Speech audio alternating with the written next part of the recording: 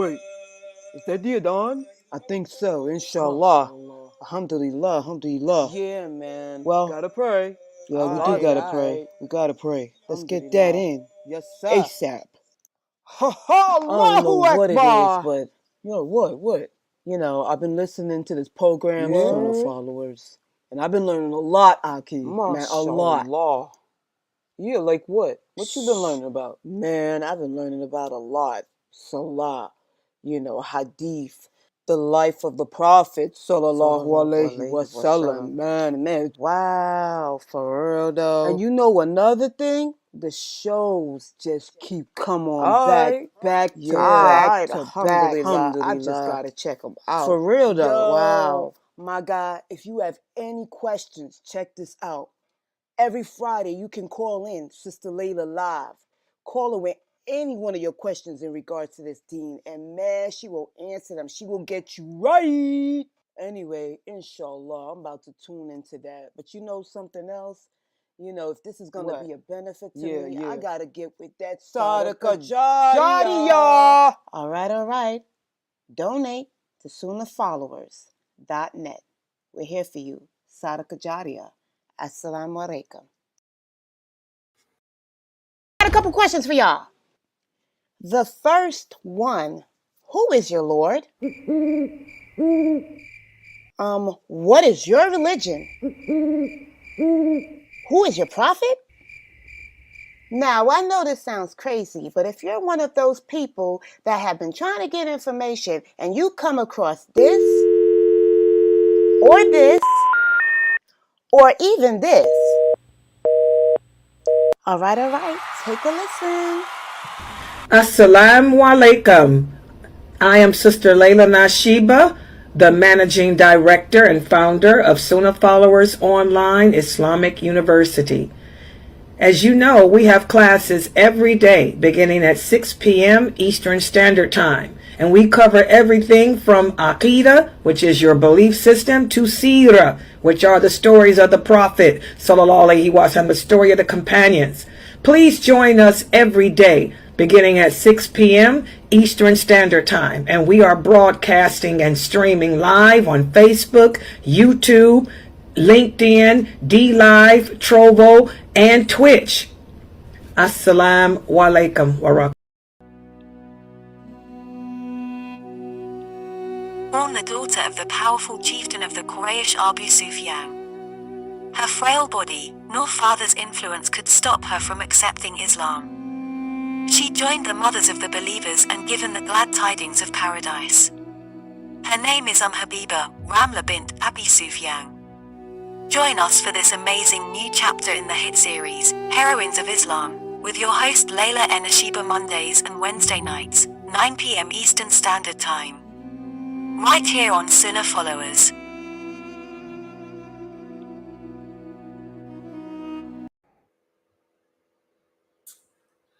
Okay, alhamdulillah, mashallah, we are here now and getting ready to start our series entitled The Heroines of Islam. The Heroines of Islam, and I apologize for being late. You guys know I had to do the PowerPoint because I ended the other class so late. So, but we're going to get started. In fact, let me just set this up right so we can get started. Let me set it up.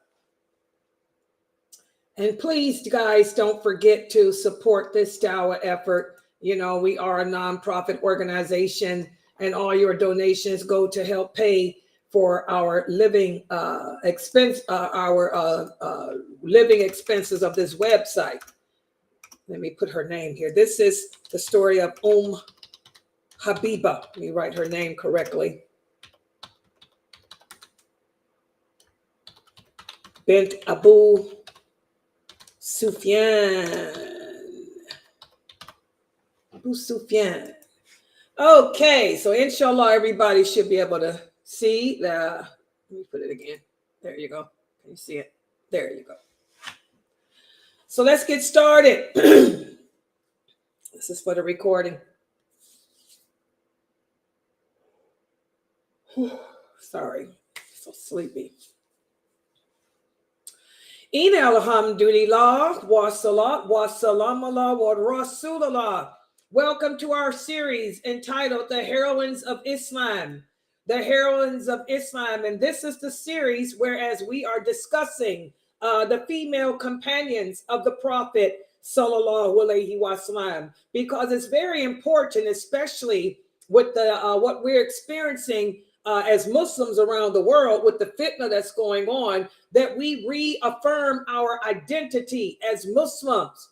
We need to leave and set aside those non-Muslim identities that we've been living by and living up under for these so many years. And instead we need to turn back to the Sunnah, turn back to the correct Islamic identity, the correct Muslim identity. And the best way to develop that identity as a Muslim woman is by learning about these female companions.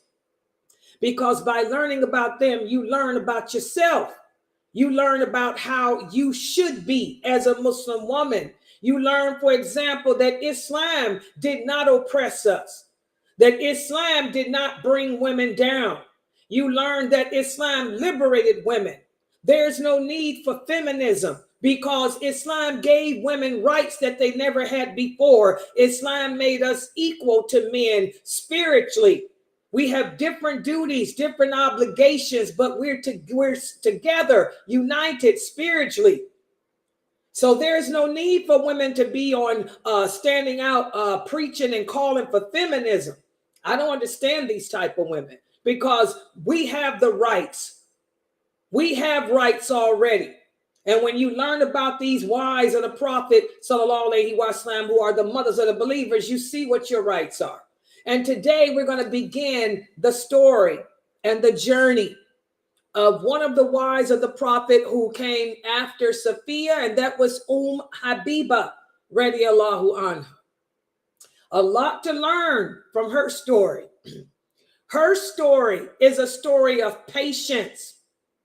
Her story and her relationship with the Prophet sallallahu alaihi wasallam shows us how if we remain patient and accepting of the qadr of Allah, Allah will change our situation to that which is better, especially during the times that we're experiencing now with all this war against Islam.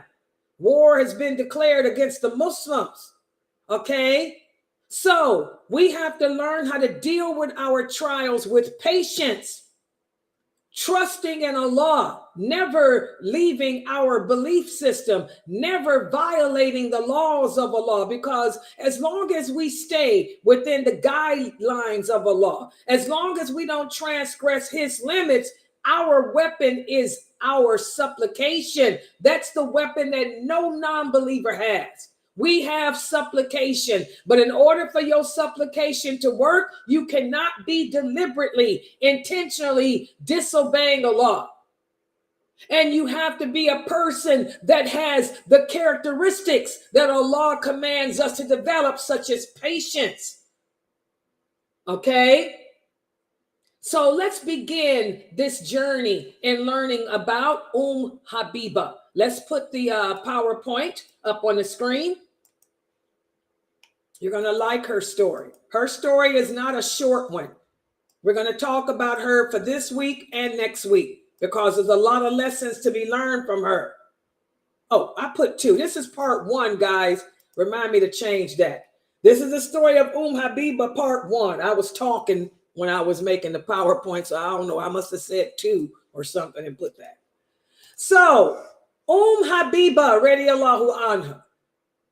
The Prophet sallallahu alaihi wasallam married her, and she was born 17 years before the beginning of the Prophet's call to Islam. She came from the Umayyah branch of the Quraysh, and her father was the chief of the Quraysh.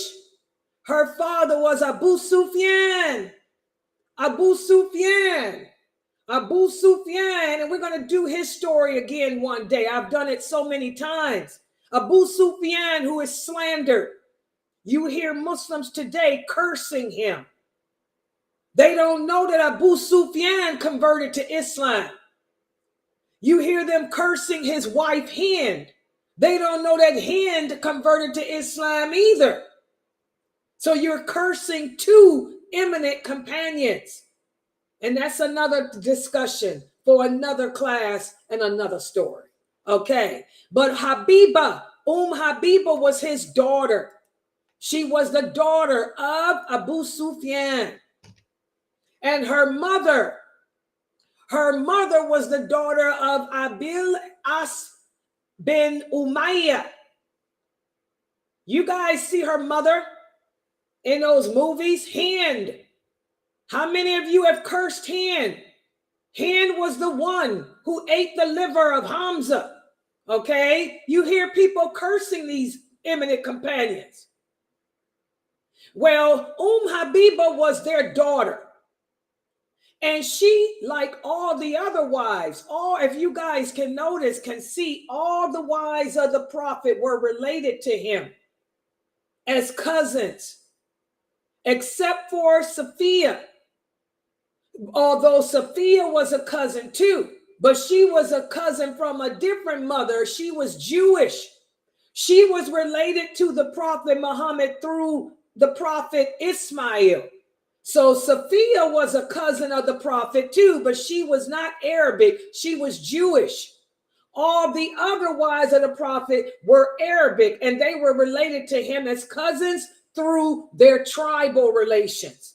They were all from different branches of the Quraysh, whereas Sophia was related to him through prophethood. She was the daughter of Prophet Aaron. She was the niece of Moses, alayhi salam.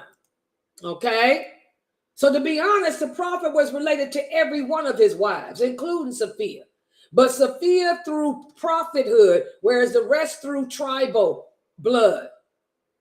Okay? Habibah's real name was Ramla. That was her real name, Ramla. But she got the nickname Habibah because her firstborn child was a daughter. And remember, the Arabs still do. They name themselves with a kunya or a nickname after their firstborn. Her firstborn was a daughter who she named Habibah. So that's how she got the kunya Habibah, but her real name was Ramla. And Habibah was married to the Prophet Muhammad sallallahu alaihi wasallam's cousin Ubaydullah ibn Josh. Y'all know who that is. Listen to the name. Ibn Josh. Ubaydullah ibn Josh. Can anybody tell me who else has such a name? Ubaydullah ibn Josh. Who else shares that name? Can anybody think? This is the name of Zainab. Zainab is Zainab, the daughter of Josh. So you can see how they were all related. Zainab, radiallahu anha, was the prophet's first cousin. Ubaydullah was Zainab's brother. And he too was the Prophet Muhammad's first cousin. Habibah, the daughter of Abu Sufyan, she was a distant cousin, like a third cousin, a second cousin rather. And she married Ubaydullah, Zainab's brother. Y'all see that? Do the names, Josh. All right? So,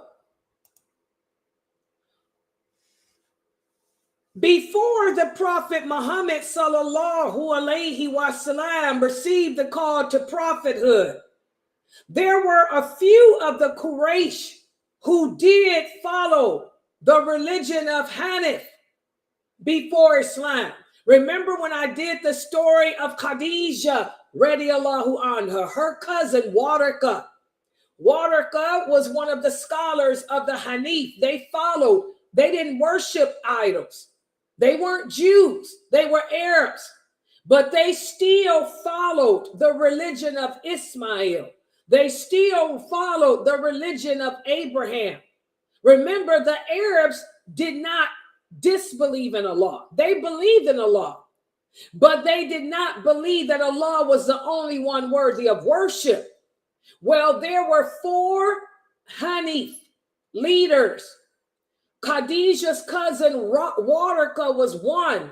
They still believed and worshiped Allah alone. Okay, well, Habibah was not a pagan like her father and her mother, whereas Abu Sufyan and his wives, they worshipped those other idols. Habibah never did. Okay, she never worshipped any idols, just like the other wives of the prophet. None of the prophet's wives ever worshipped idols. Do y'all see that? None of the wives of the prophet ever worshipped idols. Just like Khadijah. Khadijah was Hanif. She did not worship idols either. She always worshiped Allah, believed in him, and worshiped him alone.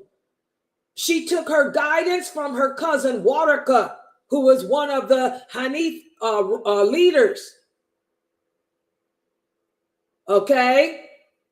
Abu Bakr was upon the Hanif belief system. So his daughter Aisha was raised on that too. Sauda never worshipped idols. She adhered to the Hanif belief system. This is the way of Abraham. The way of Abraham. Now do y'all see why in the places like United Arab Emirates, they call themselves Hanif. They call themselves Arabs following the way of Abraham. Okay, but this is wrong.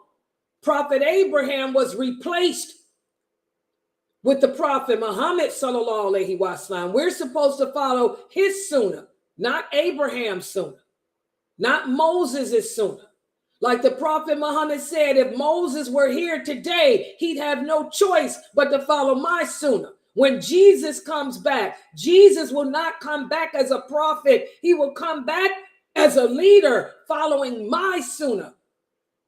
But so anyway, none of the prophet's wives were pagans. Salama, she belonged to the Hanif belief system too. Okay? All of the prophet's wives belonged to the Hanif belief system except for Sophia. Sophia was a Jew. She still followed the teachings of the Torah. Her grandfather, Aaron, and her uncle, Moses. Okay, so that's a little bit of history there. So, when the Prophet Muhammad sallallahu alaihi wasallam declared himself a prophet, Habibah's husband, Ubaidullah, he was one of the first to convert to Islam. And so did Habibah. So did Salama and her husband. Remember, Salama's husband was Hanif too? So was Abu Bakr. All of them were the first to convert to Islam because they were Hanif anyway. They believed in the Hanif religion anyway.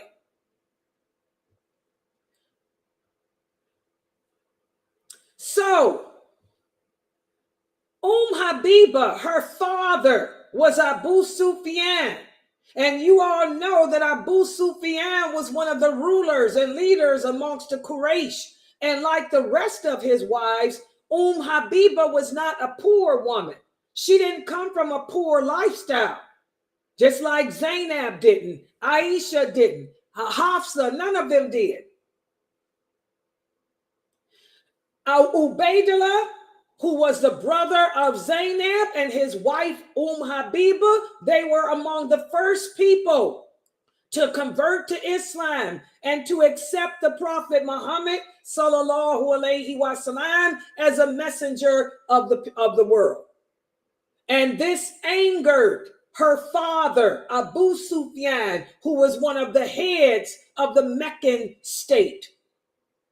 And even though she was his daughter, her and her husband still were subjected to a lot of abuse and persecution because of their belief system, because they were rejecting the belief system of Abu Sufyan and them, even though they never believed in it. Okay? So, needless to say, when Allah sent down a command telling the Muslims to migrate to Abyssinia to escape the persecution of the Quraysh, needless to say, Habibah and her husband, Ubaydullah, they joined the second group that left Mecca for Abyssinia so they could practice their religion freely. So they were amongst the second group of Muslims who migrated from Mecca to Abyssinia. And remember, the king of Abyssinia was a Christian man. He welcomed these migrants. And even though the Quraysh tried to bring the people back, and y'all can see why Abu Sufyan was so intense on bringing them people back, because his daughter was amongst them. And even though the Abu Sufyan and all the other Qurayshi leaders sent all these expensive gifts to try to buy the favor of the Ethiopian king to send those Meccans back, he didn't send them back. So they were allowed to stay there in Abyssinia and practice their religion without being persecuted. But again, a lot of them were unhappy, Habibah included, because they weren't from Ethiopia. Ethiopia was a different land. They all missed their home. They were Meccans. They were from the desert of Mecca. They missed their people, their family. They missed their friends. So the people, even though they were allowed to be free in their belief system, they were very unhappy. So what the Muslims did, all the Muslims that left and migrated to Abyssinia, they all settled there together and they formed their own community there. And they helped each other. They supported each other. They worked on wala wal bara. Wala wal bara, which is what the Prophet commands us. That's part of the Shahada. They worked on their allegiance to Allah, their allegiance to the Prophet, and their allegiance to each other. But Habibah's husband, Ubaydullah, he had a problem. Even though he was Muslim and he never was a worshiper of idols, he had one weakness, and his weakness was alcohol. He used to get drunk a lot, okay? So he went to Abyssinia. He used to drink a lot because he never was happy there either. They missed their homeland. And also, he became curious about the Christian religion, and he ended up apostating from Islam. Habibah tells us, and these hadiths are in Bukhari, Muslim, and Muwatta. She says that one day he came home and just told her, I have converted to Christianity. And he was drunk. He said, I'm a Muslim. I'm not a Muslim anymore. I'm now a Christian. And he told her that he wanted her to convert too. In fact, he tried to pressure her into denouncing Islam and converting too. But Habibah said, no, I could never leave this faith. I truly believe in Allah. I truly believe that the Prophet Muhammad is the messenger of Allah. So Ubaydullah was very unhappy that his wife would not convert. So what did he do? He went to the other immigrants and tried to get them to convert to Islam, to Christianity too. So he carried out this apostasy campaign to try to convince the migrants that they should leave the religion of Islam and adapt this Christianity religion. But very few of them listened. One day they say he got drunk and he was killed. You'll find that hadith in Bukhari and Muslim. How he got killed, we don't know. There's a couple of different opinions, but they say he got into an argument, with some other Muslims about Christianity versus Islam. He was drunk. He said some things he shouldn't say, and they killed him. The bottom line, Habibah was free of him because she was shocked at her husband, number one, because he had been a devout Muslim. He was like Abu Sufyan. Like Abu Salama. He was like Salama's husband, one of the originals. So she was in a state of shock that her husband would denounce Islam for this Christian way. And she didn't know what she would do. But Allah took care of it for her. Because, in Islam, we cannot be married to a kafir man. A Muslim woman cannot be married to a non-Muslim man, not even for a second. So after he couldn't convince her, he left, went out, got drunk, and she got the word he was dead. So you see, Allah took care of that. Allah didn't put her through that, being with no kafir man. All right? When she got the news of his death, she was so ashamed of him, ashamed of how he came to this new country and carried on drinking and all of that. Remember, he was not only her husband, but he was the father of her daughter. She had a daughter named Habibah. So it was embarrassing. Everybody talked about how he apostated, how he got drunk and somebody killed him. They don't know who it was. But being ashamed and embarrassed, Habibah distanced herself. She isolated herself from the other people. She didn't want people whispering about her, talking about her, gossiping about her. And so she stayed to herself with just her daughter. And all this did was make her homesick even more. She couldn't live in peace in Ethiopia because of the shame her husband had brought on her.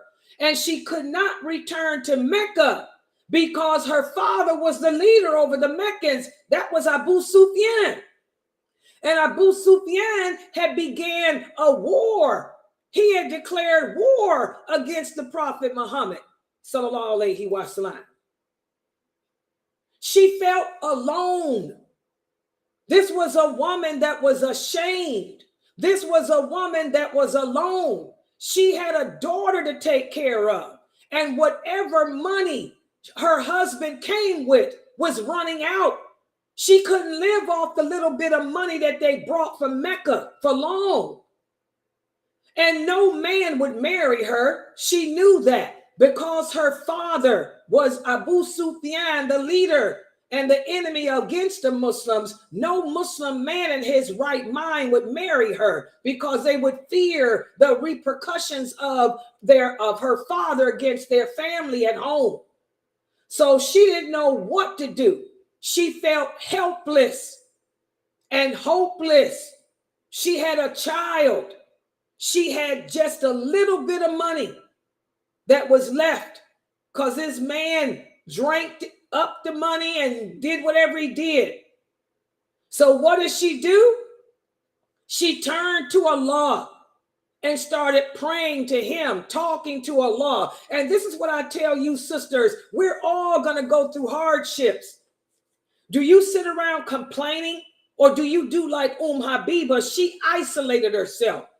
She distanced herself, el-bara. She distanced herself from the people so she can work on herself. And sometimes as a Muslim, we have to do that. We need to get away. We need that break away from all the drama. A lot of Muslim men, they need that alone time so they can rethink and recharge.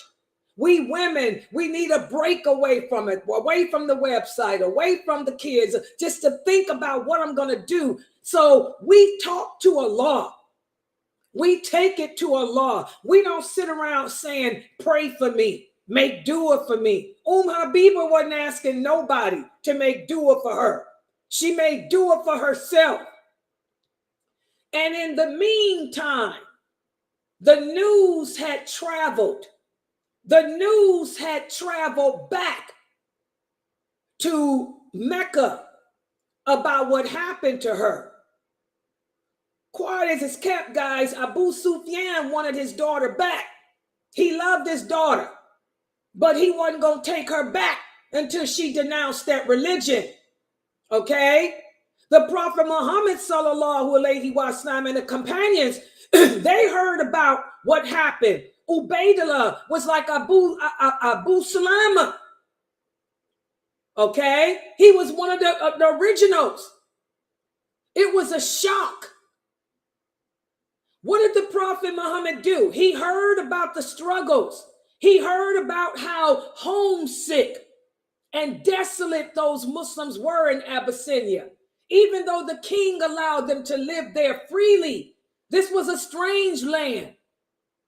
They couldn't work it like they did Mecca. They were merchants. They didn't have nothing to sell, nothing to bring. They had to leave their businesses and all that behind. The Prophet didn't protest. This is what I'm getting to. He had his people, half of his people were in a foreign land, living amongst people of a different faith, a different belief system. Some of his right-hand men had apostated because just like we try to give dawah to the kafir are giving dawah to us too. He had women like Sauda. He married Sauda because Sauda went through the same thing. Remember, when she went there, her husband did the same thing. Her husband apostated too. That's how the Prophet married Sauda. So a lot of his people, the women, were left alone in this strange country because their husbands were drinking and apostating, because they couldn't deal with the fact that they couldn't live the lives they were living in Mecca. Did the Prophet protest? No. It would be unfair. How would I look like going to the Kaaba, standing up on that box, protesting about Abyssinia when we're being persecuted here? And not to mention, I got Muslims in other places being persecuted. The Prophet told the companions, pray, make dua, make dua, make dua. Dua is the weapon of mass construction. Pray to Allah, pray to Allah, pray to Allah, and stand together as one. Stand together as one. Allah will work it out. So back to Habibah. She was alone in this strange place with this daughter. Didn't know what to do. So one day, after crying herself to sleep, she had a dream. And in this dream, someone called her name and they said, "Oh, Habibah, mother of the believers." She jumped up, shocked, looking around. What was that? And then she thought, mother of the believers? She took that dream as an inspiration that help was on the way. From that dream, she deducted, well, maybe the Prophet Muhammad is going to marry me, because she had just cried herself to sleep, knowing that she didn't know what to do. She couldn't go home. None of the men would marry her because they feared her father. A woman can't live without a man. Back in those days, a woman had to have a husband. She cried herself to sleep after praying. And Allah, someone said, Habibah, old mother of the believer. She jumped up. What?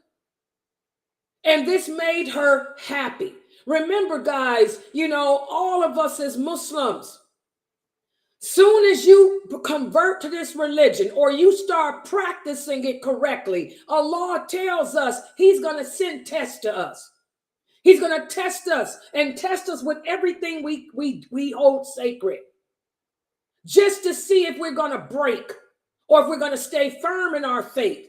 Habibah was tested like so many other women, like Sauda and so many other women that had to migrate when their husbands apostated. Okay? She didn't denounce her deen.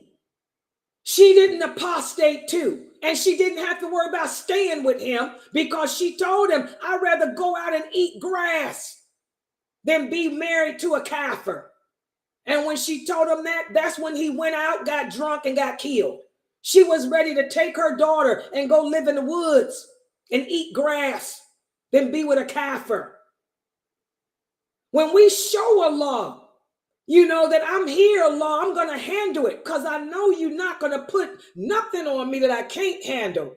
And we turn to him, not running to the internet, pray for me, make dua for me, make dua for me. We make dua for ourselves and talk to Allah, hold conversations with him like she did. Like the believer, beautiful dreams. Beautiful dreams. Your good dreams come from Allah. Beautiful dreams. Allah doesn't send inspirations to anyone but a prophet. But Allah can send you a dream telling you, like he did to Habibah, be patient. Someone's going to marry you. It'll probably be the prophet. So she woke up from that dream with a burst of energy. And listen to what she tells us in her own words. She said, while in Abyssinia, nothing delighted me as much as the news that a concubine named Abrahah brought to me from the king. Abrahah used to take care of the king's clothing and perfumes. After having that dream, she came to me and said she wanted to talk to me. She said, "O Habibah, the prophet of Allah has written a letter to the king of Abyssinia saying that he wants to marry you." So there was the dream. Habibah's telling us, oh my God, she had just had that dream. And here comes a servant of the king letting her know that the Prophet Muhammad sallallahu alaihi wasallam wants to marry her. So she says that she told the servant, may Allah give you good blessings too. But repeat it to me. Did you really hear this from the king? She said she was so shocked because she had just had that beautiful dream a few nights before. That she made the servant girl tell her what the king said several times because she couldn't believe it. Allah had answered her dua. Allah had answered her dua in a matter of days. Subhanallah. So, and by the way, these hadiths are in Bukhari, Muslim, and Muwatta. Bukhari, Muslim, and Muwatta.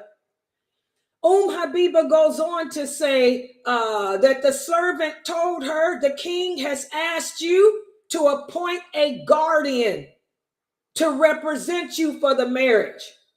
Habibah said her cousin Khalid bin Saeed bin As was there. He was her cousin.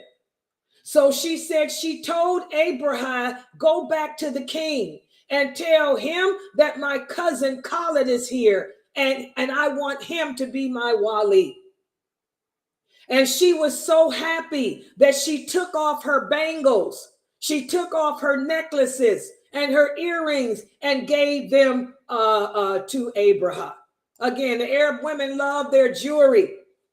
Another one of the wives did that too. This is when they got happy, they would just take off their jewelry and give it to you. Okay? So here you can see a woman has to have a guardian. The king let her know. There's a hadith that says the king said, I will be your guardian, because at this time, guys, for those of you who don't know, and this is a different story, King Negus converted to Islam. King Negus was Muslim at this time. He was a Muslim. He had adapted the religion of Islam. And in the Bukhari, we have an authentic hadith that says when the servant girl came to her, the servant girl told her, either the king can represent you as your guardian, or you can choose someone else. And that's when Habibah said, I choose my cousin Khalid, because he's here. He's here in Abyssinia. He knows me. I'd rather have my cousin represent me. Okay, so King Negus was Muslim. He had converted to Islam. And that's a different story. We'll talk about that in another class. Okay, so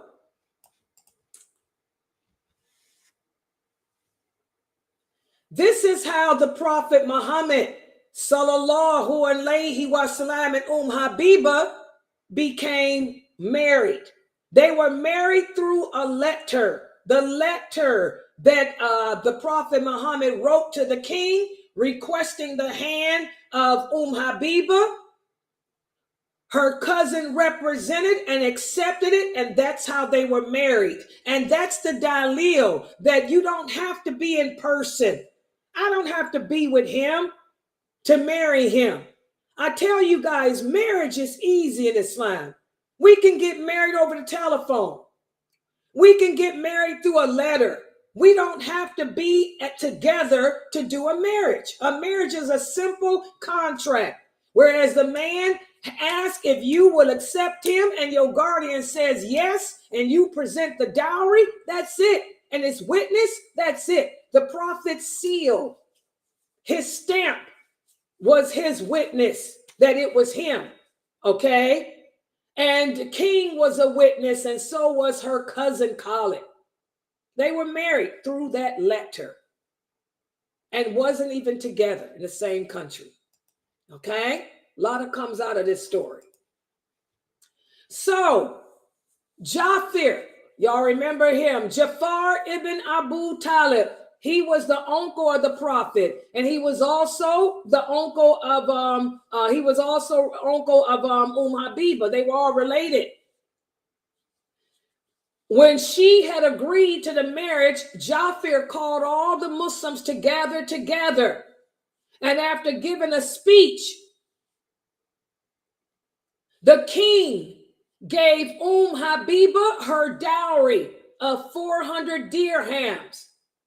And he gave her a necklace. Now remember, every wife that the prophet married, he gave them a dowry of 400 dirham.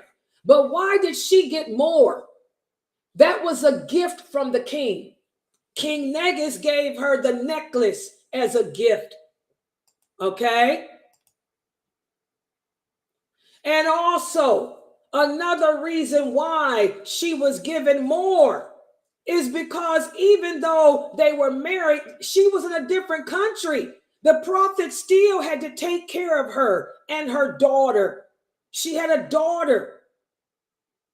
So the prophet had the king give her a little more as a gift, so that way she could live. She could buy food.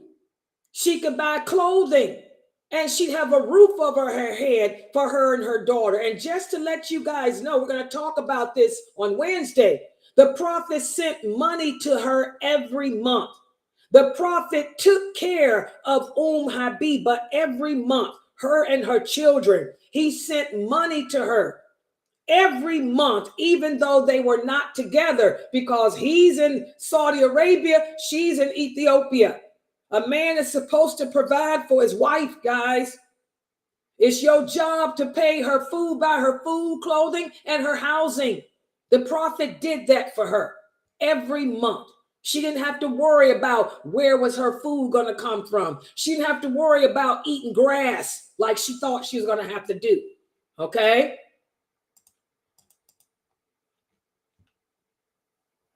So after their verbal part of the contract, that's when the king told the companions, he said, it is the sunnah of the Prophet Muhammad to have a meal after a marriage. And so the king Negus paid for them a big wedding feast. Alhamdulillah. Alhamdulillah. So King Negus not only gave her jewelry as a gift, but also paid for the wedding feast, the walima. And the next morning, the king's slave, Abraham, came to Habibah's door, and she brought gifts to her, more gifts that the king's harem had sent to her. Now remember, polygamy was the way of the world. Everybody had more than one wife. King Negus had a bunch of wives too. The Christians did polygamy, so did the Jews, everybody. So the king's wives, his wives sent a bunch of gifts to Habibah too. So imagine how happy she was. She went from not knowing how she was going to live, how she was going to survive. She was prepared to be kicked out of the home she was in and go out into the desert with her child and eat grass. And here she got a husband, she got a roof over her head, she got food and more money coming in. The king just sending money to her that'll be able to take care of her and her daughter for a while. They'll be able to live comfortably for a while. When Habibah received the gifts, she was so happy that she took 50 dinar from her mahar and gave it to the slave girl Abraham. She said, Abraham, yesterday I didn't have no money at all. I was only able to give you 2 bracelets. But today Allah has blessed me with this. And she gave her that 50 dinar. But Abraham refused to accept the money. And not only did she refuse to accept the money, but she also gave her back her bracelets. She said, oh, Habibah, our king has commanded us to not accept any gifts from you and to give you back what you have given us. And he in turn gifted us. So she said, take your gifts back. The king has rewarded us.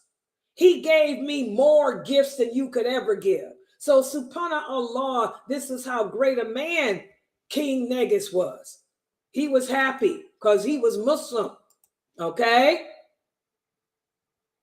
And so Habibah stayed in that beautiful home. She had food, she had clothing, she had money. She was able to take care of her daughter. And Abraham and her became good friends. Abraham too converted to Islam. And she used to visit Habibah. And every time she would come to see Habibah, she would say, oh, Habibah, whenever you are reunited with your husband, the prophet, please tell him that I send salams to him. And just to let you guys know, we're going to talk about it. It was a while. It was quite some time before Habibah was able to be with her husband, because the prophet was in battle. He was fighting the battle of Badr against Abu Sufyan. He was fighting the battle of Uhud, the battle of the ditch. So it was like over a year or so before Habibah was able to join the prophet. But he sent money to her every month during that time. And she had a good friend in Abraham. And Abraham was Muslim and kept telling her, whenever you go home, give him my salams. Give him my salams. And when Habibah did go home, she was able to go home right before the conquest of Mecca. That's how long it was. When she did get to be with her husband finally, she told him, "O prophet, the slave girl Abraham, she sends her peace and blessings to you." And the prophet was so happy to hear that. Okay. So when did he marry Habibah? This marriage took place in the 7th year of the migration. And this was Allah's way of rewarding Habibah, rewarding her for her patience and her devotion to Islam. Also, by marrying her, this marriage acted as a means of weakening the hostility and hatred towards the Prophet Muhammad by her father, Abu Sufyan. Because Habibah expected her father to be angry after hearing she had married the Prophet without his permission. But it ended up not being that way. And that's where we're going to stop today. Because as you all know, Abu Sufyan ended up becoming Muslim. When he heard about his daughter marrying a prophet, that did something to his heart. Because he loved Habibah. She was his favorite daughter. And his reaction was the same as Khalid bin Walid. Remember, the prophet had married Habibah, Salama a couple of years before. Khalid bin Walid converted to Islam. Salama was Khalid bin Walid's first cousin. She was like his sister. He's the one that trained her how to work the sword. And like Khalid bin Walid said, if Salama finds happiness with Muhammad, then he must be all that he said he is. Well, this ended up being a reaction of her father, Abu Sufyan, when he found out that his daughter had married the prophet. He said, my daughter's a strong-willed woman. Remember, these are strong women. Salama, Hafsa, Aisha, Habibah, Zainab. These were strong women like lailanasheeba. I keep telling y'all, the Arab women were not pushovers. The Arab women were warriors, just like I am. They believed in throwing down. They believed in throwing down. They weren't the women that would lick no pus. That hadith does not mean that Arab women were licking pus. They were probably punching you in the chin if you ask them to lick your pus. So for these strong women who no man could break, if these strong women saw something about him to make them marry him, he must be all that in a bag of chips. And that's where we're going to stop today. We're going to talk about what happened. Habibah was expecting anger from her father. She was expecting retaliation from her father. She was expecting her father to get even more violent in his quest against the Muslims. But it ended up being different. So I'm going to stop right here. Wednesday we'll continue with part 2. Subhanakallahumma wa bihamdika ashhadu an la ilaha illa anta astaghfiruka wa atubu ilaik. Are there any questions or comments? If you guys have any questions or comments, inshallah, type them on the screen. And everything that I'm teaching you is taken directly from the hadiths. You can find these stories, these hadiths, in Bukhari, Muslim, and Muwatta. Okay. Any questions or comments? I'm trying to share this. Okay. I have a question later. When Sada had migrated over to Abyssinia, is that the same time with Habibah? Was it all the same time? No, Asada was one of the first with the first group. Habibah was the second group that went over. Oh, Sauter was with the first group, and the same thing happened with them. A lot of the people, just like today, look at Muslims. You come to America, you shave your beard. You come to America, you have sex out of wedlock. You come to America, you get rid of your Muslim identity. People are the same. The same. You know, people that are strong in their faith, they can practice their religion anywhere. But for those Muslims who are weak in their iman, once they leave the environment, the Islamic environment, what do? They give in to the sex, the drugs, the rock and roll. That's what Sauter's husband did. And many other men in that group. They had a lot of apostates. They couldn't handle not being around other Muslims. Their faith was not that strong. Second group, same thing. A lot of the men apostated. And she ain't the only one. A lot of these women I'm going to teach y'all about, other female companions, their husbands did the same. Once you leave your faith-filled environment, that's where your test is. What did Allah tell the companions? When Allah sent that verse down, he said to them, just because you say you believe in me is not enough. Prove it. And I'm going to test you. A lot of them failed the test, just like a lot of you failed the test here. Look how many Muslims ain't passing the test here. You ain't wearing hijab. You ain't praying. You drinking. You having sex. You smoking. You know, same thing. That's why I tell y'all, people today are the same as they were then. That's why I tell y'all there's no question that you can ask about this religion that has not already been answered by the prophet or his companions. That's why I don't deal with fatwa. Y'all notice I don't give y'all no fatwas here. I don't need nobody's fatwa. I don't need to know what the four imams said. I don't even need to know what Ibn Taymiyyah said, because I know what the prophet said. And I know what the companions said, because I know history and I know the sunnah. I know the hadiths. I don't need to look to see what the four imams or Ibn Taymiyyah and them say, even though I love them all. I don't never tell y'all Ibn Taymiyyah. I don't care. I'll tell you what Ibn Abbas and them said.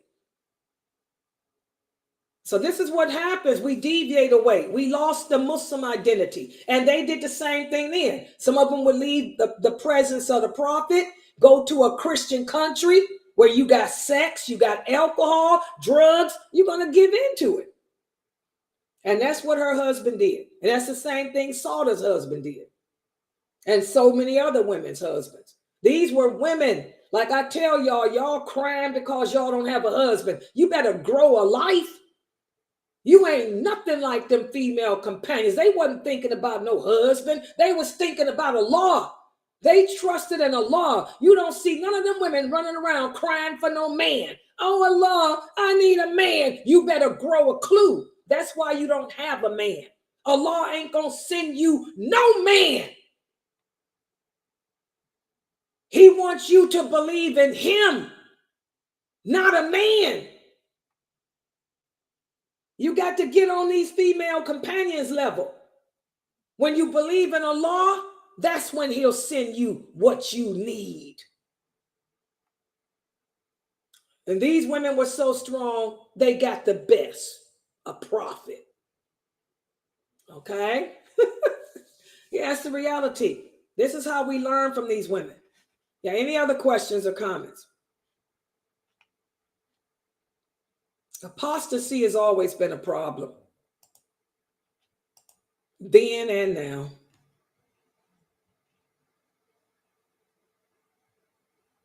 Yeah, people apostate.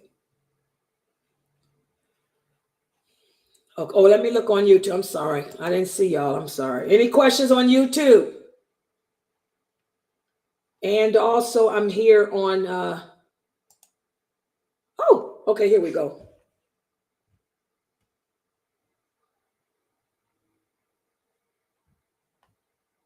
Yeah, Ja'far was the prophet's cousin. I mix them up because cousin, brother, same thing to me. They all related. Y'all know who Ja'far was. He was the son of Abu Talib. He's the one that'll be flying around in paradise with wings. He's the one that's flying around with wings in paradise. Jafar. He's the one that recited to King Negus the story of Maryam. He was martyred terribly. He lost both his arms. That's Jafar. Yeah. She didn't choose him to be her wali. She chose Khalid instead. Yeah. Oh, here's an idiot.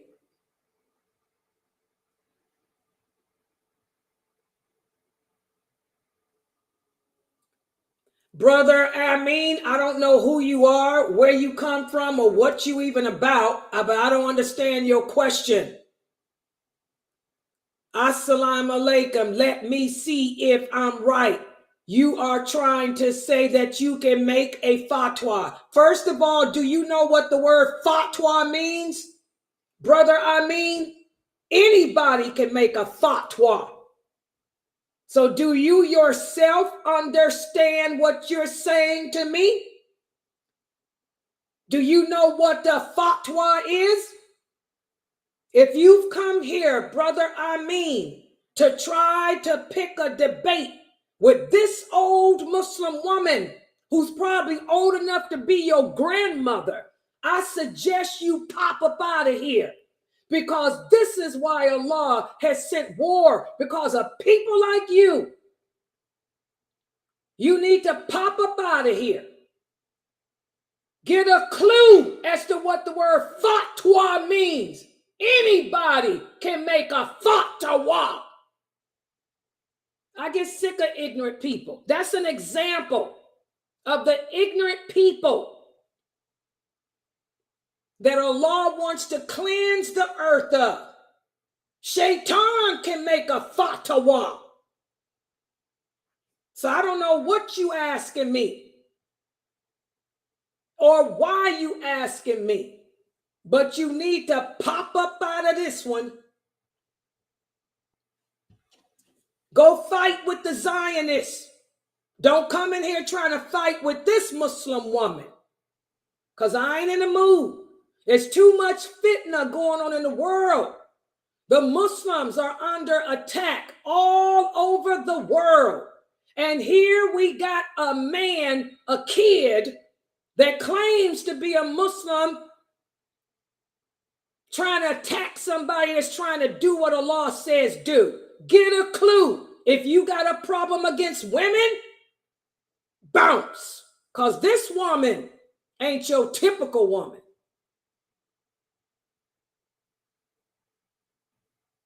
And I ain't in the mood for you crazy Muslims.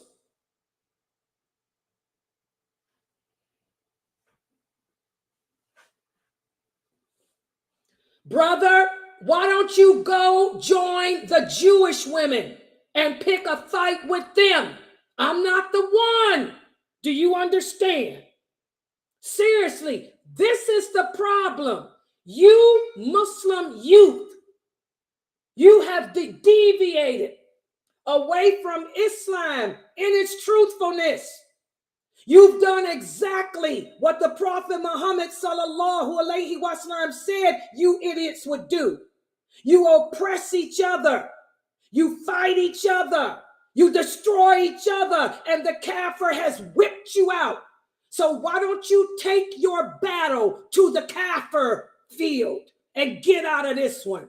Because I'm a woman who will yield a sword in the name of Allah without no fear of anyone, including a man. So I'm telling you, little boy, because I'm old enough to be your grandmother, get out of here and take your fight somewhere else, not to this Muslim muhajida. Get out of here. You understand? People like you are the reason why our deen is like it is. Fighting with Muslims. Go fight a kafir. Hello. Wrong one. Next. And I usually don't get that angry, but I'm angry this time because this is an example, guys. Here we are dealing with war against Islam. This is war against Islam, and you got Muslims joining in, fighting against the Muslims. Now do y'all see that hadith of the Prophet, sallallahu alaihi wasallam? When the Mahdi comes, he'll only have a handful following him. Most of the Muslims on earth will be with Ad-Dajjal. Now y'all see it? Because most of the Muslims on earth are too busy fighting each other, taking each other down. Hello, that's an example. Do y'all see it? Do you children see it? There it is. I'm teaching about the prophet's wife. I'm teaching a story of one of the mothers of the believers. Everything I'm saying is straight from Quran and authentic dalil. No scholar of this deen will refute me on anything I've said today. And here's a person that pops up in my stream calling himself a Muslim, trying to launch a rocket at me. Take your rocket somewhere else, brother. Hello. Next. Yeah, this is ridiculous. Yeah, any other questions? Forget the idiot. Any other questions, guys, about this story of Habibah? And as I go into her story, you guys are going to see there's so many lessons. Number one, the virtues of patience, of taking our problems and our hardships to Allah, not to other people, not complaining to others. Number two, you see that Allah's help is always near. As Muslims, we should never feel alone. We should never feel like we have nobody or nothing. You know, Allah is always there with us. He's closer than our jugular vein. Do y'all understand that? All you have to do is call upon him. All you have to do is turn to him. All you have to do is trust in him. He'll never let you down. You learn that from her story. Allah says, if you believe in me, if you truly believe in me and trust in me and rely upon me, I will bring help to you from sources you never imagined. She never imagined her help would come from the king of that country and the Prophet Muhammad, sallallahu alaihi wasallam. Y'all see that? And you learn from this story so far that marriage is easy in Islam. You can get married through a letter. Long as you got a guardian, long as you got the two witnesses, long as you've agreed upon a dowry, that's it. That's a marriage. Marriage is easy. So you sisters, don't let these men string you along. That's my point to the sisters here. Don't allow Muslim men to string you along and play that game or reason after reason as to why they're not marrying you. Marriage is easy and simple in Islam. Yeah. Okay, guys, we're going to close down right here.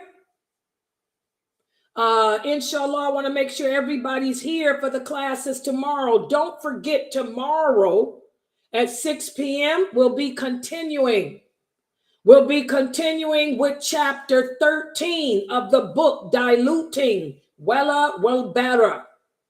Make sure you guys read the next session, because we're going to talk about al-Bara, how we've distanced ourselves away from Allah, how we've distanced ourselves away from each other, you know, and this is why we're here. Okay.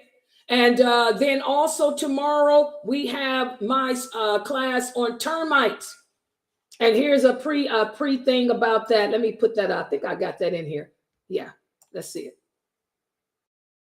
Assalamu alaikum. Join us for the new series here at Sunnahfollowers on the book called Termites by Sheikh Muhammad S. Adley, hosted and broken down by lailanasheeba. Please join us every Tuesday at 9 p.m. Eastern, 8 p.m. Central, right here on Sunnahfollowers. Okay, so that's going to be tomorrow at 9 o'clock. Make sure you guys have that book. We'll be going over the next hadith in that book tomorrow too. And by the way, guys, don't forget to support this dawah effort. Again, we are a nonprofit organization, a 501c3 nonprofit.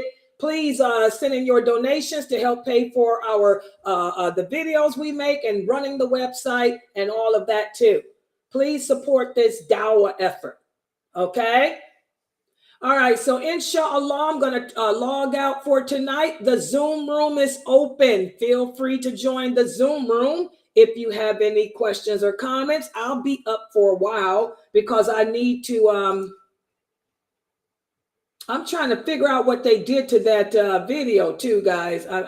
It's not uploading all this time because, but that's okay. I got another thing I'm getting ready to do with it. But the Zoom room is open and I'll be figuring out some stuff there. Cancel exports. Okay. Yeah, cancel it. Okay, so join us there. So subhanakallahumma wa bihamdika ashhadu an la ilaha illa anta astaghfiruka wa atubu ilayk. And ignore the ignorant people out there, guys. When Allah sends signs to us, I hope you guys can open up your eyes and look at the signs of Allah and see why we are where we are today. And ask yourself, are you the reason why we are here? Are you a cause? Most of us are. All right. So I'm closing out. See you guys in the Zoom room, inshallah. Idiot. Yeah, that's what I struggle.